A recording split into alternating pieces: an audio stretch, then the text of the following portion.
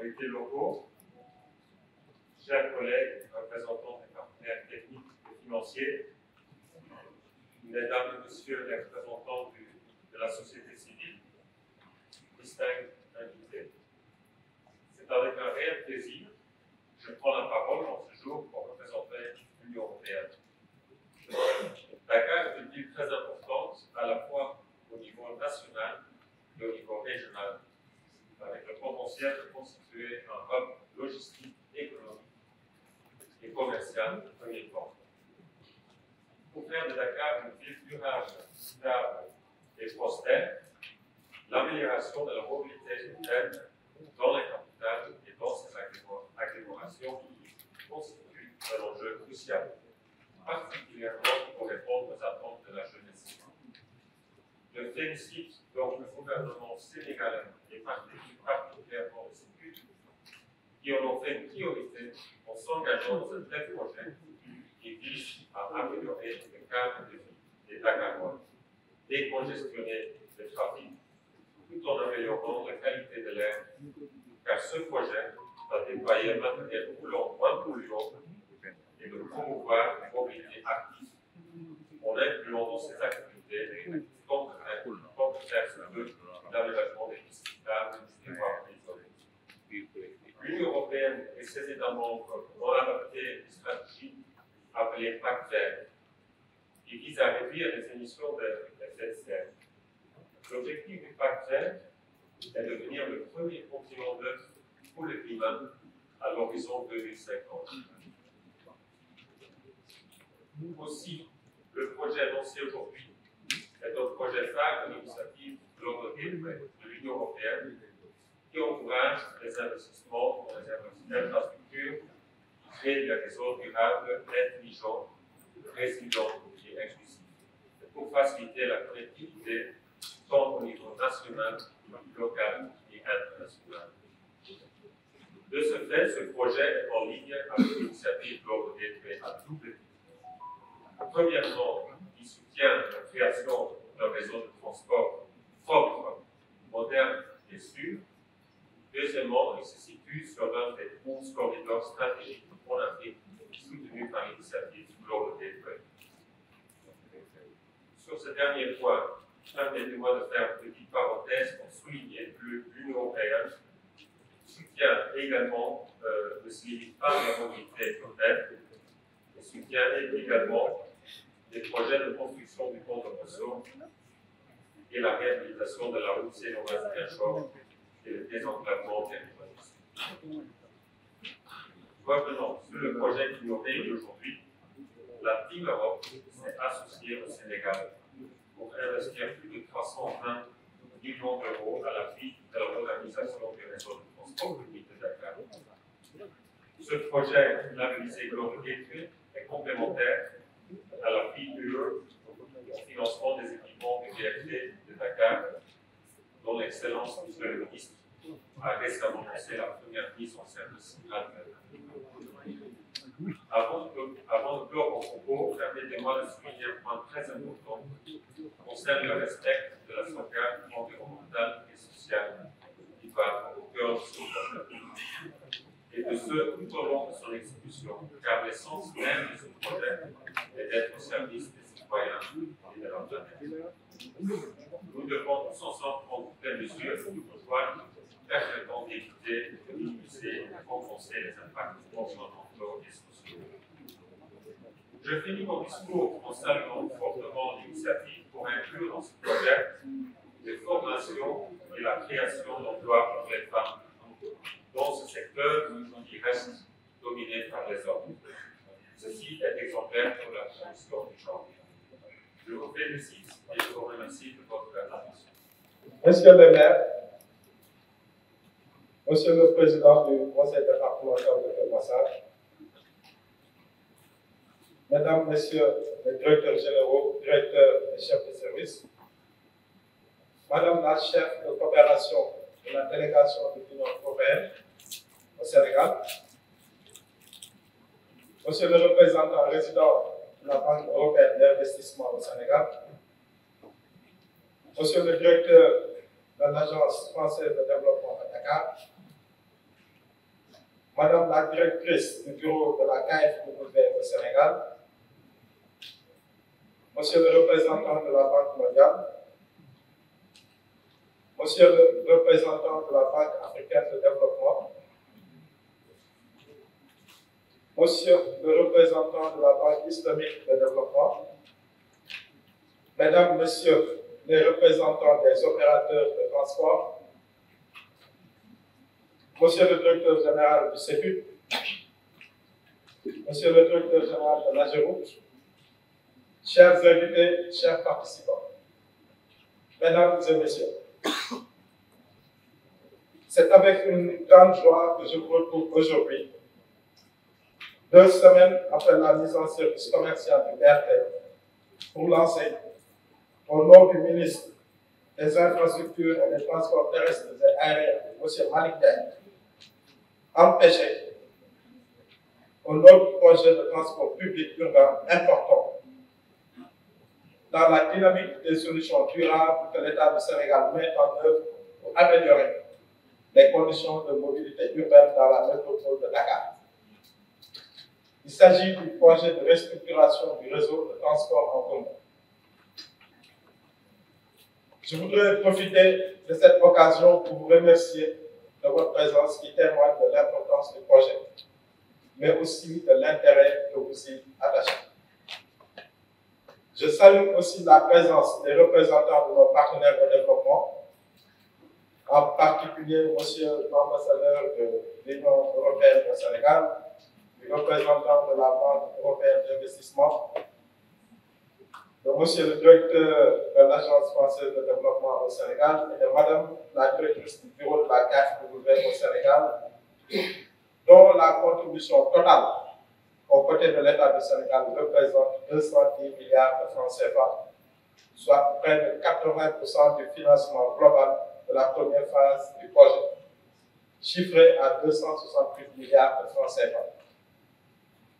Je veux ici leur exprimer, au nom de M. Malick Ndiaye, ministre chargé des Transports terrestres, nos vifs remerciements et les assurer de notre disponibilité à continuer la collaboration pour réaliser ce projet structurant dans le paysage de la mobilité urbaine à Dakar.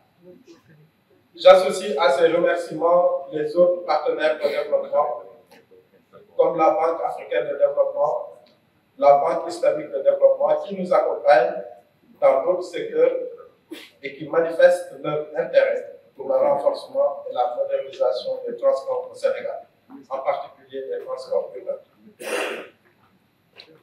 Mesdames et Messieurs, les problématiques liées à la mobilité urbaine dans nos villes, en particulier à Dakar, sont au cœur des préoccupations du gouvernement.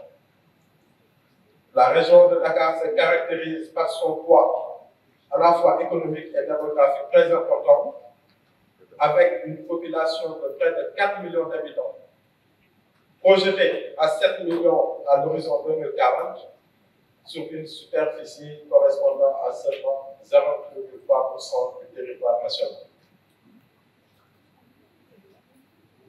L'ambition de faire de Dakar une grande métropole harmonieuse et durable implique des efforts importants en termes d'amélioration de la mobilité afin de répondre aux défis économiques, sociaux, environnementaux auxquels elle doit faire face.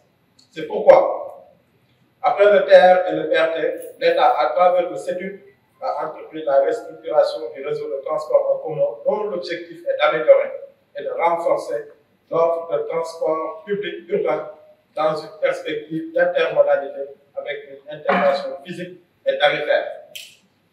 Il s'agit d'un programme ambitieux portant sur un réseau prioritaire de 32 lignes, un parc de 1000 bus, 9 soit en carbone, 4 ateliers dépôts, plus de 80 km de voiries et de trottoirs à réhabiliter et aménager le long des axes desservis, y compris les carrefours, les arrêts et terminus de bus. Ainsi, près de 800 000 passagers par jour pourront être transportés dans de meilleures conditions de confort, de sécurité, de ponctualité et de régularité. Dans sa première phase, prévue sur la période 2023-2026, Les investissements concerneront 14 lignes, 400 bus à gaz, 2 ateliers de dépôt, 30 km de voirie, 9 carrefours et 13 terminus à aménager et des arrêts à équiper en mobilier urbain. Sur ces 14 lignes, il est attendu une fréquentation de plus de 400 000 voyageurs par jour. Pour prendre en compte la dimension environnementale et réduire la pollution liée au transport, l'État a décidé d'investir dans la première phase du programme sur des bus roulant au gaz, donc moins émetteurs de gaz à effet de serre.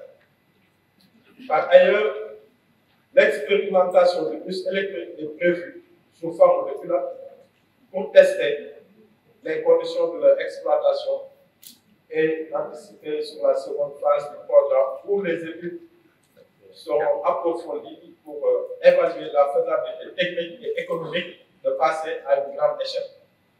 C'est donc l'occasion pour moi de réitérer nos remerciements à la Banque européenne d'investissement, à l'Agence française de développement, à la Banque allemande de développement et à l'Union européenne qui nous accompagne dans ce projet.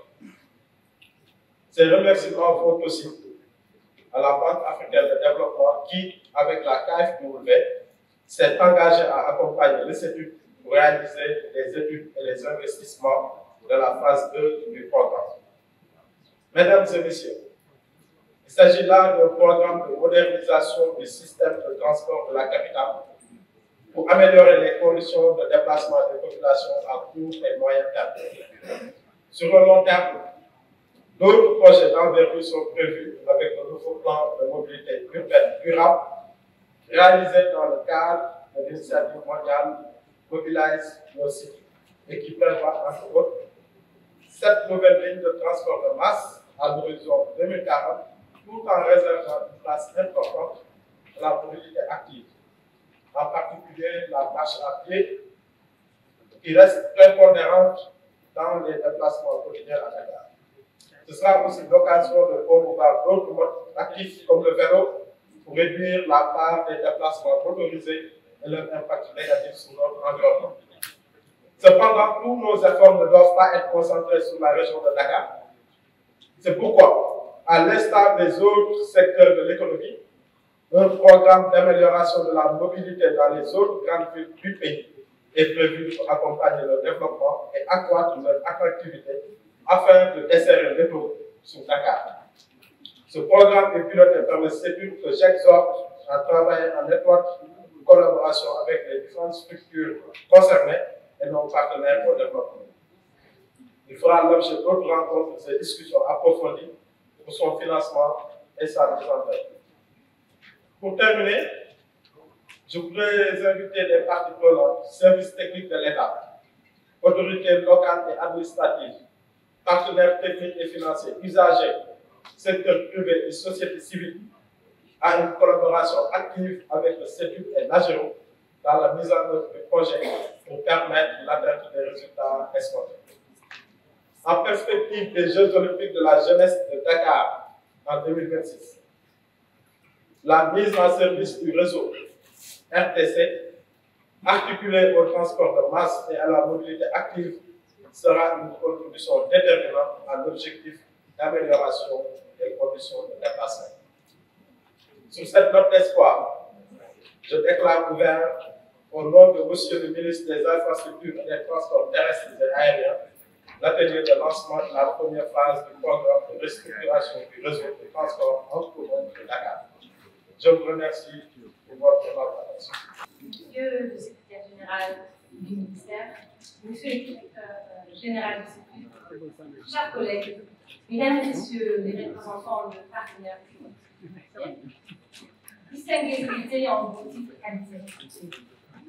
En ma qualité de directrice pays de la KfW, je suis, tout comme le président orateur, très heureuse de pouvoir assister aujourd'hui à cet atelier de lancement du projet de restructuration du réseau de transport commun de Dakar. Ce lancement du projet marque une étape importante dans la mise en place du réseau de bus moderne et efficace pour la capitale du Sénégal. Ce lancement fait suite à plusieurs années d'études approfondies et de préparation de ce même réseau moderne.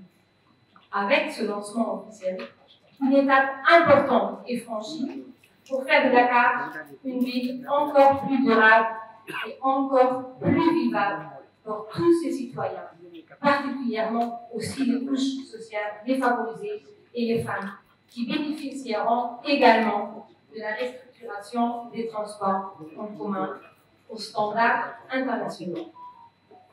Avant de venir ici à Dakar il y a 4 ans, j'étais en expatriation au Bangladesh il y a 10 ans, dans la capitale Dhaka, et j'ose dire que cette capitale est parmi les villes les plus embordées par le trafic. On y assistait régulièrement à ce qu'on peut peut-être appeler un effondrement total de la circulation, une situation où plus aucun véhicule ne bouge.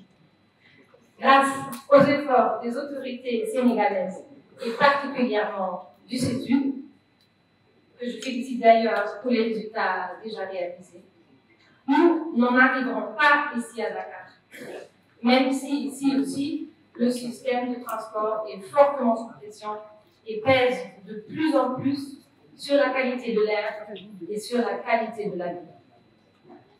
La contribution allemande à ce projet, à travers sa banque de développement KfW, avec nos partenaires de la Team Europe, et le financement des bus moins polluants. Ces bus serviront à rabattre de manière complémentaire, de rabattre les passagers aux autres composantes du réseau, qui sont le TER et le BRT. Et ce financement allemand se fait sous forme de dons. Et par cette qualité de dons, les bus à acheter seront abordables, seront plus abordables pour les opérateurs et pour les utilisateurs, ce qui assure une durabilité financière du projet. De plus, à travers un petit projet pilote à l'intérieur de notre engagement, l'Allemagne souhaite promouvoir davantage des bus électriques, en dehors des voiries dédiées où le BRT roule déjà 100% électrique. En tant que KfW, nous nous appuyons ici sur l'expérience acquise dans le financement des bus électriques dans d'autres pays partenaires de l'Allemagne, comme l'Inde ou encore l'Allemagne. Aussi, en Allemagne, les bus électriques sont des priorités absolues pour la mobilité dans les villes. Des milliers de bus électriques sont d'ores et déjà en circulation et plus vont venir. Peut-être ici aussi à Dakar, dans une phase de ce important projet. Mais nous ne nous arrêterons pas là. Dans ce même esprit, le gouvernement allemand a déjà alloué des fonds supplémentaires pour moderniser également les transports en commun dans d'autres villes du Sénégal. Et en tant que représentant de la KfW, je me réjouis à la perspective de poursuivre cette coopération fructueuse avec nos partenaires sénégalais et avec nos partenaires européens dans les régions. Monsieur le secrétaire général, chers participants, c'est avec ces mots que je voudrais encore une fois remercier le CETUD pour son important travail, ainsi que les autres équipes conférenciers ici présents pour l'excellente collaboration au sein de ce projet. Merci et bienvenue. Monsieur le secrétaire général, monsieur le directeur général, messieurs, mesdames les directeurs généraux des grands services de l'État, mesdames, messieurs, les représentants de collectivités locales, de la société civile, mesdames, messieurs, je suis également ravi d'être avec vous. Je crois que je vais tout d'abord remercier bien sûr les organisateurs de cet atelier pour leur invitation. Et puis, je pense que les discours s'enchaînent. Je vais essayer d'être très bref et puis de faire passer juste 3 messages qui sont, j'espère, le plus clairs possible. Le premier, je pense que, au fond, si on prend un peu de hauteur et on met en perspective un petit peu tout ce dont on va parler tout au long de la journée dans une perspective internationale, bon, l'observation qu'on peut faire, c'est qu'au cours des 2 dernières décennies, on est tous en train de vivre une mutation urbaine extrêmement profonde. Cette mutation urbaine, c'est quoi? C'est le fait de croissance démographique. Voilà, qu'on connaît sur le continent, qu'on connaît aussi ailleurs, hein, des villes de plus en plus habitées.